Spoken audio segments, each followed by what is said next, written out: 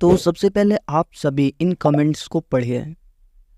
उम्मीद है आपने इन कमेंट को पढ़ लिया होगा एंड इन सभी कमेंट में एक चीज़ बहुत ज़्यादा कॉमन लगी होगी एंड वो थी इन कमेंट का टॉक्सिक होना। देखो, मैं ये बता सकता हूँ, आप किसी भी सोशल मीडिया को चलाते हो वहाँ पर जाओ एंड एनिमे रिलेटेड कंटेंट की वीडियो देखिए, खासकर कि वहाँ पे अगर कोई एडिट है या कोई ओपिनियन दे रहा है अपना, एंड देन उसके नीचे आप देख सकते हैं कि कितने ज़्यादा हेट होगी एंड लिटरली कमेंट में फैंस लड़ रहे होंगे, आपस में एक दूसरे को गालियाँ दे रहे होंगे और बहुत बुरी बुरी गालियाँ देते हैं। यार सोचो तुम कि बस तुमने अपना ओपिनियन दिया है एंड तुम्हें इतनी गालियाँ बढ़ रही हैं।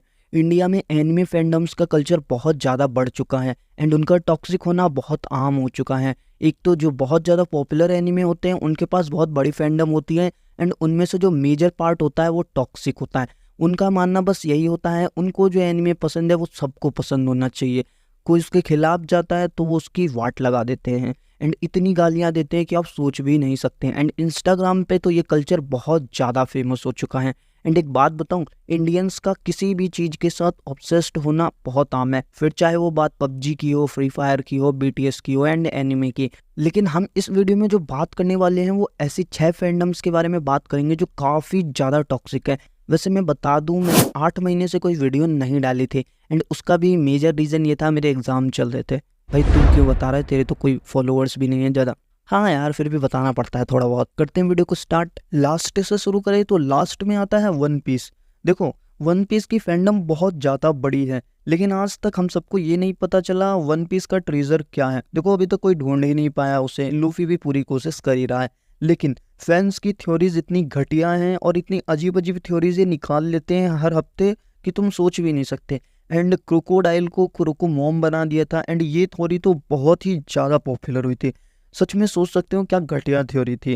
एंड अभी जो नेटफ्लिक्स एडेप्टेशन आई थी उसमें तो लोगों को लगा कि कंफर्म भी हो गया, एंड ऐसा अगर सच में कंफर्म हुआ ना तो बहुत ही घटिया होगा। मतलब क्रोकोडाइल यार एक one of the best character है एंड उसको तो मेल से फीमेल में कन्वर्ट कर रहे हो, जो कि ये थ्योरीज बहुत घटिया लगती है मेरे को। लेकिन अगर आपने ये बोल दिया कि One Piece is not the best anime, तो समझो आपने वॉर डिक्लेयर कर दी है और इसकी फैंडम आपको नोच के खा जाएगी। एंड इतना दुख तो उन्हें तब नहीं होता अगर आप उनको गाली दे देते, लेकिन ये कैसे बोल दिया कि वन पीस एक बेस्ट एनीमे नहीं है, अब तो वो तुम्हारी हालत ख़राब कर ही देंगे। इतनी कमेंट में गालियाँ पड़ेंगी कि तुम सोच भी नहीं सकते हो। एंड सच बताऊँ तो इनकी फैंडम आपस में स्टेबल नहीं है, ये खुद ही में लड़ते रहते हैं, क्योंकि ये दो कैरेक्टर ज़ोरो वर्सेस सांजी, इनकी हमेशा बैटल चलती रहती है।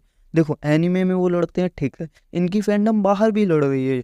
इंस्टाग्राम पे एक दूसरे को गालियाँ दिए जा रहे हैं। कोई बोलता है कि सांजी सिंप है तो बोलता है ज़ोरो सबसे बेवकूफ़ कैरेक्टर है, उसे डायरेक्शन की सेंस भी नहीं है। कोई सांजी को सिंप एडिट बनाता है तो कोई ज़ोरो का सिग्मा एडिट बनाता है एंड देन ये आपस में फिर लड़ते हैं। इनके बीच में बहुत ज़्यादा कॉन्फ्लिक्ट होते हैं। इतने तो काइडो को हराने में जितनी मेहनत नहीं लगी थी लूफी को, उतना इन्हें शांत कराने में लग जाएगी। तो कह सकते हैं ये फैंडम बहुत टॉक्सिक है आपस में ही। तो सोचो अगर कोई बाहर से इंटरफेयर करने की कोशिश करता है तो क्या ही कर सकते हैं ये लोग। एंड गलती से ये conflict Naruto versus One Piece fandom में बदल गया तो समझो आपने बहुत ही गलत स्टेप ले लिया है। इतनी ज़्यादा लड़ाई करेंगे ये आपस में कि सोच ही नहीं सकते, जैसे कोई इनकी प्रॉपर्टी छीन के भाग गया हो। या फिर देखो, एनिमे ऑब्सेशन ठीक है, लेकिन इतना भाई इतना कौन ऑब्सेस हो सकता है एनिमे से, कुछ भी करने को राजी हो तुम। इसीलिए यार वन पीस बेस्ट एनिमे है, उसको देखने में बहुत मज़ा आता है। इतने सालों से चला आ रहा है, फिर भी इसके टॉक्सिक फैंडम्स इसको बहुत ही बेकार बनाते जा रहे हैं। फिफ्थ नंबर की बात करें तो फिफ्थ नंबर पर जो एनिमे है वो one of the OG anime है एंड बेस्ट भी है, नारुतो। हाँ देखो, नारुतो जितना पॉपुलर एनिमे है वो बहुत ही ज़्यादा पीक लेवल है, वहाँ तक पहुँचना शायद किसी और एनिमे के लिए मुश्किल हो। लेकिन फिर भी हम बात करें तो इसकी फैंडम उतनी ही ज़्यादा टॉक्सिक लेवल पर भी है, सबसे पीक लेवल पर पहुँच सकते हैं ये चाहे तो, लेकिन बस कुछ वजह हैं जिनकी वजह से ये नहीं पहुँच पा रहे। लेकिन फिर भी नारुतो की फैंडम बहुत ज़्यादा टॉक्सिक इसलिए है क्योंकि वो हमेशा हर जगह, अगर बेस्ट विलन की बात आई तो माद्रा उचिहा को डालेंगे, एंड बेस्ट कैरेक्टर की बात आई तो नारुतो को डालेंगे, बेस्ट साइड कैरेक्टर की बात आए तो इताची, पेन, ओबिटो, इन सब को डाल देते हैं, एंड मेन कैरेक्टर में अपना नारुतो तो था ही। एंड बात करें तो बेस्ट टीचर्स की बात में आती है तो ये जिराया या फिर ककाशी को डाल देते हैं। इनका मानना है कि नारुतो ही सबसे बेस्ट एनीमे है, उसके अंदर जितने भी कैरेक्टर्स हैं वो सभी के सभी बेस्ट हैं। लेकिन अगर देखा जाए तो Naruto one of the best show है, उसे देखने में बहुत मज़ा आता है। उसकी फैंडम उतनी ही ज़्यादा टॉक्सिक है, उनका मानना है कि बस जो भी है वो नारुतो है। अगर हम देखा जाए तो जेजे के वर्ड्स को जितनी गालियाँ पड़ती हैं इस बात पे कि उन्होंने नारुतो से कॉपी किया है, उतनी शायद वो किसी और एनिमे को ना ही देते हों। लेकिन अगर यहीं पर मैं बोल दूं कि नारुतो ने कॉपी किया है हंटर हंटर से, तो लोग ऑफेंड हो जाएंगे। वो ये बात मानेंगे ही नहीं कि हाँ नारुतो भी इंस्पिरेशन ले सकता है कहीं से। और देखा जाए तो हंटर हंटर में क्लैन एंड आइस का कॉन्सेप्ट उनसे पहले ही आ गया था, लेकिन फिर भी लोग इस बात पे राजी नहीं होंगे। लेकिन हम क्या ही कर सकते हैं, उनकी फैंडम्स केवल यही मानती है कि हाँ केवल सब नारुतो से ही कॉपी करते हैं। एक बार नारुतो आ गया एंड उसके बाद सारे एनिमे आएंगे, वो सारे कॉपी होंगे, वो उसके लेवल पर नहीं पहुंच सकते एंड देखने लायक इतने कुछ खास नहीं होंगे। तो हाँ नारुतो एनिमे बेस्ट है, फैंडम वर्स्ट में आता है।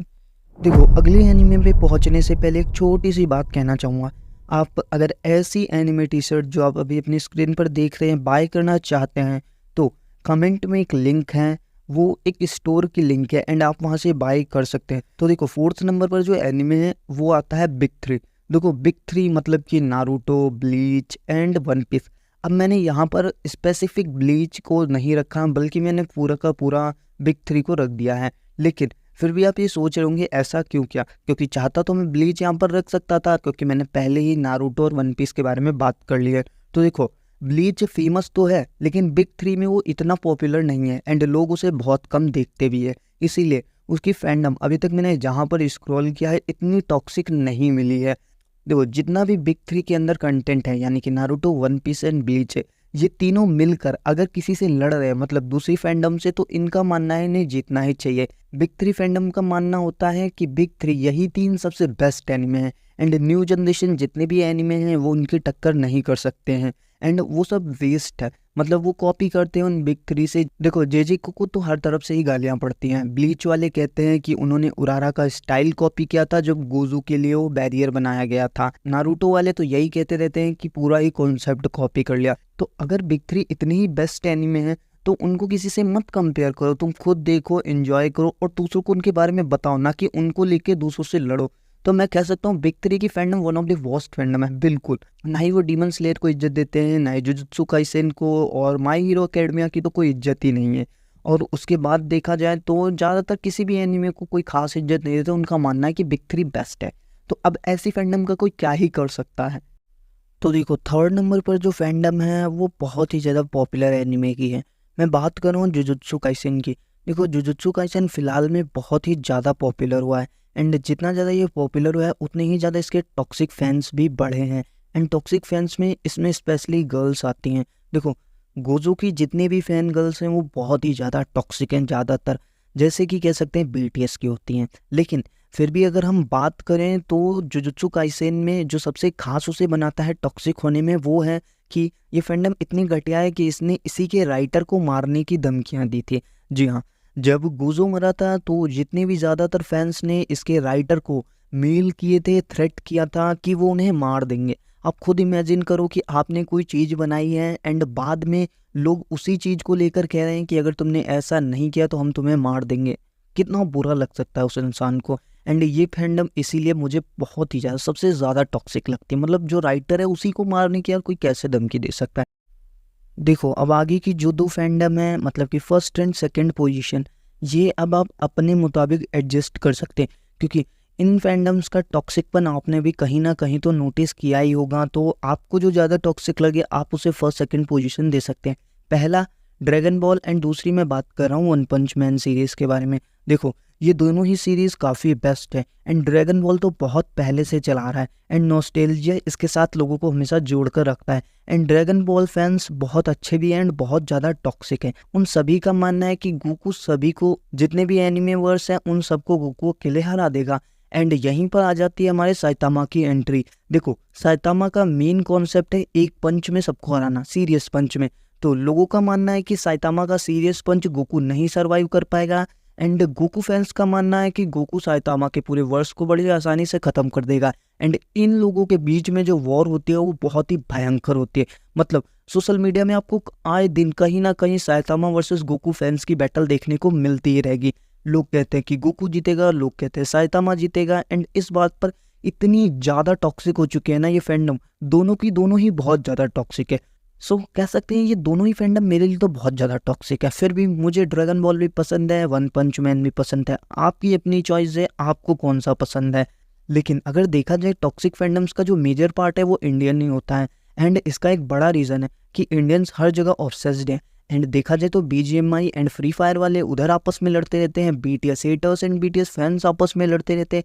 इंडियंस कहीं भी लड़ने जा सकते हैं। देखो, इस टॉपिक से रिलेटेड एक वीडियो जरूर बनाऊंगा कि why Indians are so obsessed and why they are most toxic fandoms. तो हो सकता है अगली वीडियो इसी टॉपिक पर है। एंड अगर आप इस टॉपिक पर इंटरेस्टेड हैं तो चैनल को सब्सक्राइब जरूर कर लेना, क्योंकि अगली वीडियो शायद आपको भी समझा दे कि इंडियन फैंस इतने टॉक्सिक कैसे होने लग गए हैं। और दूसरी बात, अगर आपको एनिमे टी शर्ट बाय करनी है तो एक बार उस लिंक में जाके स्टोर को चेकआउट जरूर कर लेना। Thank you for watching this video.